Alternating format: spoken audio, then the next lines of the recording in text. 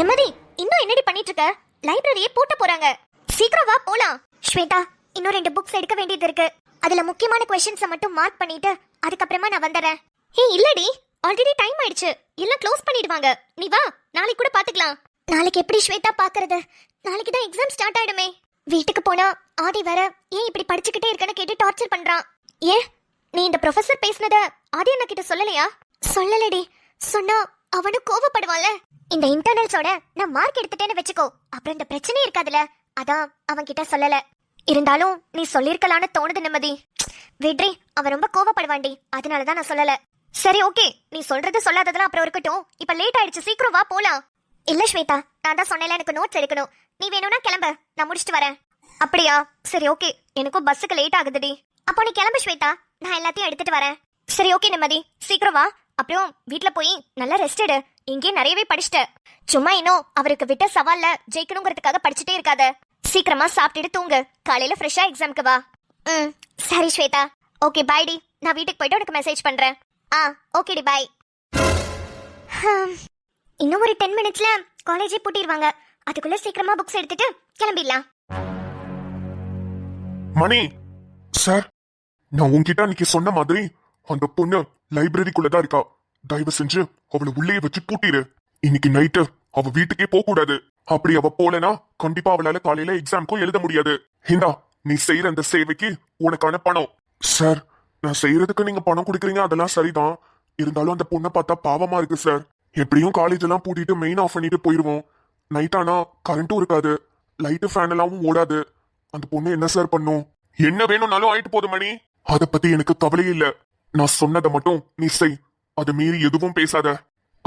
சரிங்க சார். இங்க பாரு மணி, அப்படியே இவளுக்கு ஏதாவது ஆனாலும் கண்டிப்பா உன்னை வந்து கேட்பாங்க தான். அப்ப நீ ஈஸியா சொல்லிடு. வார்னிங் பெல் அடிச்சா எல்லாரும் காலேஜ் விட்டு வெளியே போகணும், எல்லாரும் போயிட்டாங்கன்னு நினைச்சுதான் நானும் பூட்டினேன். ஆனா அந்த பொண்ணு உள்ள இருந்தது எனக்கு தெரியாதுன்னு சொல்லிடு. சரிங்க சார். ஏண்டா, அப்புறம் அப்பப்ப உனக்கு ஏதாவது ஹெல்ப் வேணும்னாலும் கேளு. ரொம்ப தேங்க்ஸ் சார். இருக்கட்டும் மணி, வேலையை முடிச்சுட்டு எனக்கு ஒரு ஃபோன் பண்ணி சொல்லிடு. சரிங்க சார். சரி, நான் இங்க இருந்தேன்னா கண்டிப்பா யாருக்காவது டவுட் வரும். நான் கிளம்புறேன். நீ வேலையை கச்சிதமா முடிச்சுட்டு எனக்கு ஃபோன் அடிச்சு சொல்லு. சரிங்க சார். கைய நீட்டி காசை வாங்கிட்டோம். நமக்கு என்னப்ப, இவங்க சொன்ன வேலையை செஞ்சுட்டு போயிருவோம். அந்த பொண்ண நினைச்சாதான் கொஞ்சம் பாவமா இருக்கு. ஆனா இப்போதைக்கு வேற வழி இல்லையே. அம்மாக்கு ஆபரேஷனுக்கு பணம் தேவை, அதுக்கு இந்த காசையே பயன்படுத்திக்க வேண்டியதான். கொஞ்சம் புக்ஸும் மாடல் டெஸ்ட் பேப்பர்ஸும் எடுத்தாச்சு. இதை மட்டும் வீட்ல போய் ஒர்க் அவுட் பண்ணி பார்த்தேன்னா போதும். 60 என்ன 60 சென்டமே வாங்கிடலாம். டோர் யாரோ சாத்தின மாதிரி சத்தம் கேட்டுச்சு. சரி, என்னன்னு போய் பார்க்கலாம். டோர் யாரு லாக் பண்ணுது? அண்ணா, அண்ணா, மணியண்ணா. மணியண்ணா தான் லாக் பண்ணிருப்பாரோ? மணியண்ணா, என்ன மணியண்ணா சத்தமே இல்ல. மணியண்ணா, மணியண்ணா, மணியண்ணா, நான் கூப்பிடுறது கேக்குதா? அண்ணா, ஐயோ அண்ணா, அண்ணா கதவு திறங்க. என்ன லாக் ஆயிடுச்சு? அண்ணா, அண்ணா, மணியண்ணா, நான் கூப்பிடுறது கேக்குதா? மணியண்ணா, டோர் லாக் ஆயிடுச்சு. மணியண்ணா, சரி சரி, ஃபோன் பண்ணி பார்க்கலாம். ஃபோனுங்க. ஐயோ, ஃபோனு பேக்ல போட்டு பேக் கிளாஸ் ரூம்ல வச்சிருந்தோம். புக்ஸ் எடுத்துட்டு கிளாஸ் ரூம்க்கு வந்து புக்ஸ் எல்லாம் பேக்ல வச்சிட்டு அப்புறமா போலாம்னு நினைச்சோம். ஐயோ, ஃபோன் பேக் எல்லாம் கிளாஸ் ரூம்ல இருக்கே. இப்போ எப்படி நான் வெளிய போவேன்? மணியண்ணா, பயமா இருக்கு. அதுக்கு கால் பண்ணலான்னு பார்த்தா ஃபோன் பேக்ல மாட்டிக்கிச்சு. இப்போ நான் என்ன பண்ணுவேன்? ஐயோ மணியண்ணா, மணியண்ணா, கதவை திறங்க மணியண்ணா. ஐயோ, என்ன பண்றதுன்னு தெரியலையே. மணியண்ணா, ஐயோ பயமா இருக்கு. இப்போ எப்படியாவது வெளியே போகணுமே. கதவை உடைச்சிடலாமா? ஆனா எப்படி? ஜன்னல்லையும் நடுவுல கம்பி இருக்கு. எப்படியுமே என்னால வெளியே போக முடியாது. மணியண்ணா, யாராவது வந்து கதவை திறங்க ப்ளீஸ். யாராவது இருக்கீங்களா? நான் உள்ள மாட்டிக்கிட்டு இருக்கேன். சீக்கிரம் வாங்க. என்ன உள்ள வச்சு போட்டுட்டாங்க. ப்ளீஸ் சீக்கிரம் வாங்க. யாராவது இருக்கீங்களா? மணியண்ணா. அப்பவே ஸ்வேதா சொன்னா சீக்கிரம் போடு. நான் தான் கேட்காம இங்க இருந்துட்டேன். இப்படி ஆகும்னு நான் நினைக்கல. என் போனு பேக் எல்லாம் கிளாஸ் ரூம்ல இருக்கு. யாருக்காவது கால் பண்ணணும்னா எப்படி பண்றது?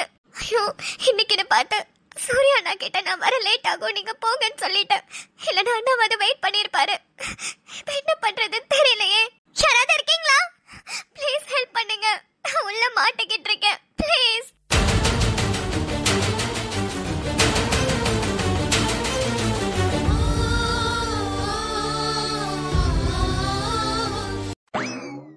கண்ணு, என்ன கண்ணு இப்படி அடிபட்டிருக்கு? என் கண்ணு, இதெல்லாம் உனக்கு தேவையா? சைக்கிள் ஓட்ட போறேன், அங்க போறேன், இங்க போறேன்னு சொல்லிட்டு இப்படி பண்ணிட்டே கண்ணு. எனக்கு என்ன தெரியுமா? நான் சைக்கிள் ஓட்டுறதெல்லாம் ஈஸின்னு நினைச்சு எடுத்து ஓட்டினேன். அது கீழே விழுந்துட்டேன். நான் நல்லா தான் ஓட்டினேன்.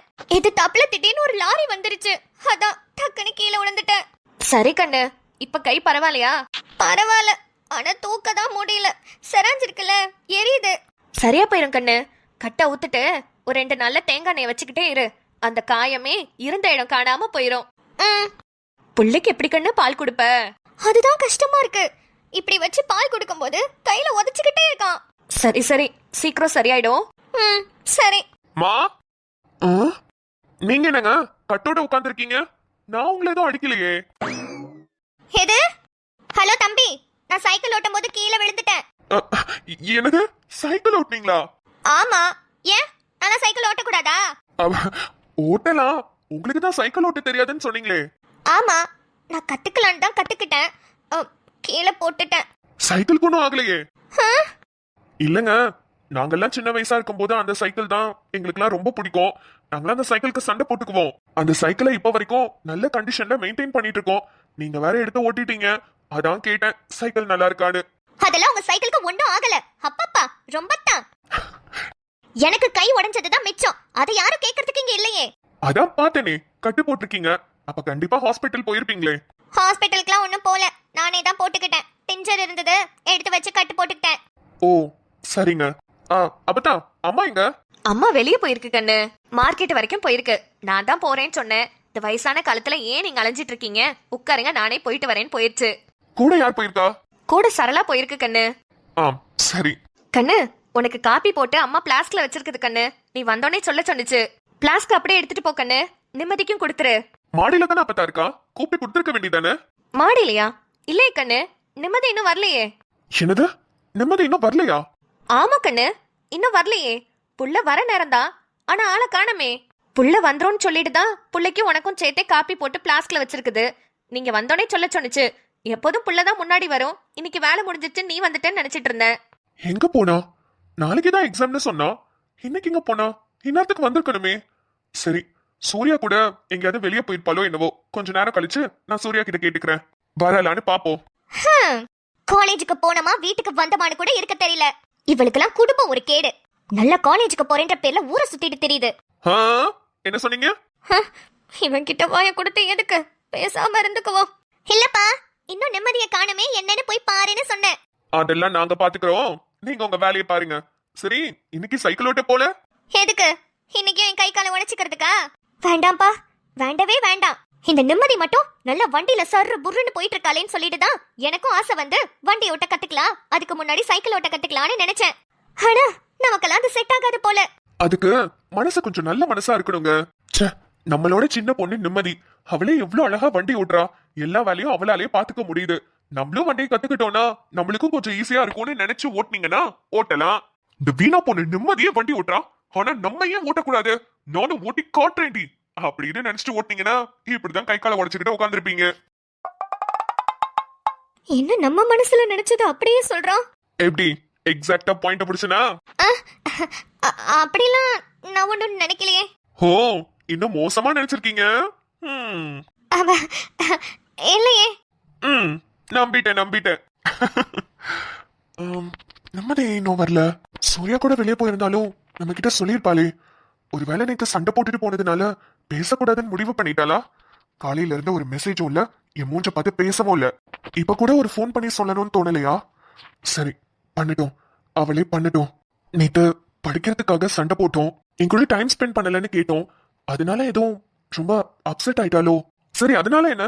என்கிட்ட ரிட்டர்ன் பேசி சண்டை போட வேண்டியதானே? அதுக்குன்னு இப்படி போறத கூட சொல்லாம இருப்பாளா? இப்ப நான் ஃபோன் பண்ணி கேட்டேன்னா இதே அட்வான்டேஜா எடுத்துப்பா. வேண்டாம், போனே பண்ண வேண்டாம். இப்படி நம்ம சண்டை போட்டுட்டு பேசாம இருந்துட்டு வீட்டுக்கு வரல, எங்கேயாவது போயிருந்தா கூட நம்ம கிட்ட இன்ஃபார்ம் பண்ணலனாலும் இவனே போன் அடிப்பான்னு சொல்லி அவள் அட்வான்டேஜ் பண்ண வேணாம். நான் எங்கேயாவது ஃப்ரெண்ட்ஸோட வெளியே போனாலோ இல்ல எங்க போனாலும் அவகிட்ட சொல்லிட்டு தானே போறேன். அதே மாதிரி அவளும் சொல்லணும்னு கட்டாயப்படுத்தல. ஆனா வீட்டுல தேடுவேன்னு தெரியும்ல.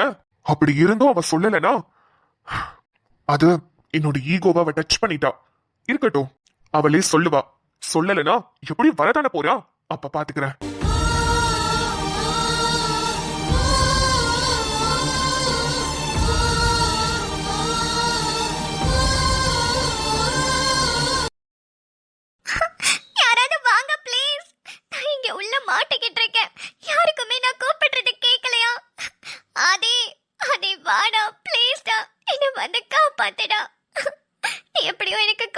பண்ணிருப்பேன்.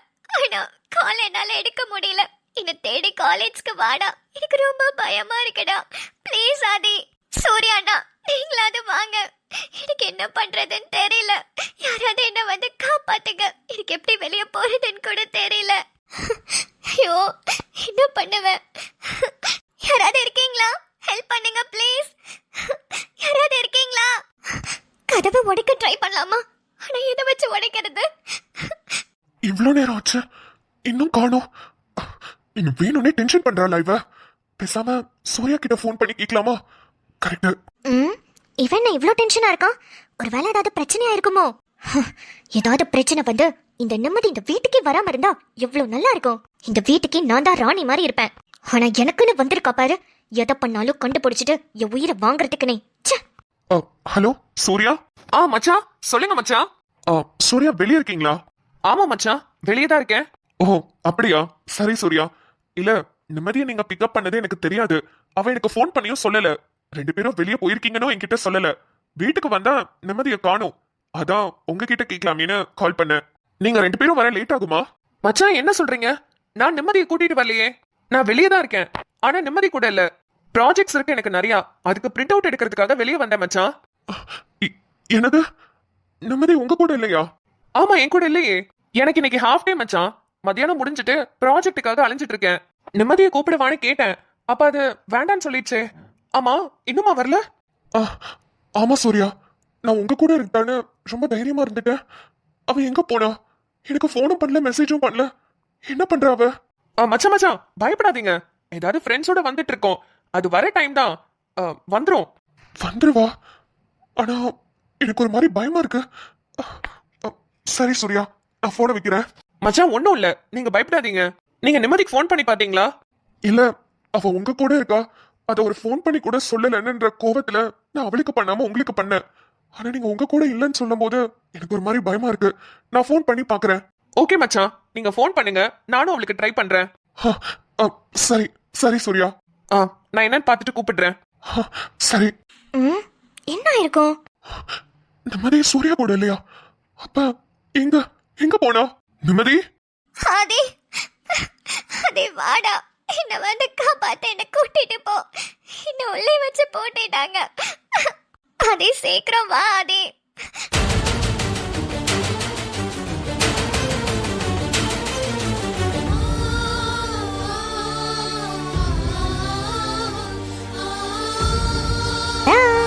ஐயோ, அவங்க நினைச்ச மாதிரி நம்ம நிம்மதி பொண்ண உள்ள வச்சு பூட்டிட்டாங்க. ஆனா என்ன நடக்கும்? ஆதி வந்து காப்பாத்துவாரா இல்ல சூர்யா வந்து காப்பாத்துவாரா? என்ன நடக்கும்னு பொறுத்திருந்து பார்க்கலாம். வேதாக்கு நல்லா தேவைதான். ஆதி சொல்ற மாதிரி கத்துக்கிறது தப்பில்ல. எந்த மனசோட கத்துக்கிறோன்றது தான் கரெக்ட். கண்டிப்பா ஆதி சொன்ன மாதிரி தான் வேதாவும் நினைச்சிருப்பாங்க. ஓகே மக்களே, நம்ம ரெகுலரா வீடியோ போட்டுட்டு இருந்தோம். நடுல கொஞ்சம் கேப் விழுந்துருச்சு, கவனிச்சிங்களா? அது ஒன்றும் இல்ல, குட்டிக்கு லீவ் விட்டாச்சுல. அங்க போனோம் இங்க போனோம்னு ஒரே அடம். அங்க இங்கன்னு கூட்டிட்டு போயிட்டு இருக்கோமா, அதான் ப்ராப்பரா வீடியோ எடுத்து போட முடியல. இன்னைக்கு கூட பாருங்க, கிடைச்ச 2 மணி நேரம் கேப்ல கம்மியான டைமிங்ல தான் வீடியோ எடுத்திருக்கேன். சோ கண்டிப்பா ரெகுலரா போட ட்ரை பண்றேன். ஆல்ரெடி சொல்லியிருக்கேன், ரெகுலரா போட முடியலன்னா கோச்சுக்காதீங்க. ஓகே மக்களே, இன்னைக்கு நம்ம வீட்ல ரசம் சாப்பாடு, அப்புறம் உருளைக்கிழங்கு பொரியல். ரொம்ப சிம்பிளான கம்ஃபர்ட் லஞ்ச். நீங்க எல்லாரும் என்ன சமைச்சீங்கன்னு சாப்பிட்டீங்கன்றத மறக்காம கமெண்ட்ஸ் சொல்லுங்க. அப்புறம் நீங்க இன்னும் நம்ம சேனலை சப்ஸ்கிரைப் பண்ணாம பாக்குறீங்கன்னா சப்ஸ்கிரைப் பண்ணி வச்சுக்கோங்க. வீடியோ பிடிச்சிருந்தா லைக் அண்ட் ஷேர் பண்ணிடுங்க. நாளை வீடியோல சந்திக்கலாம். பாய்.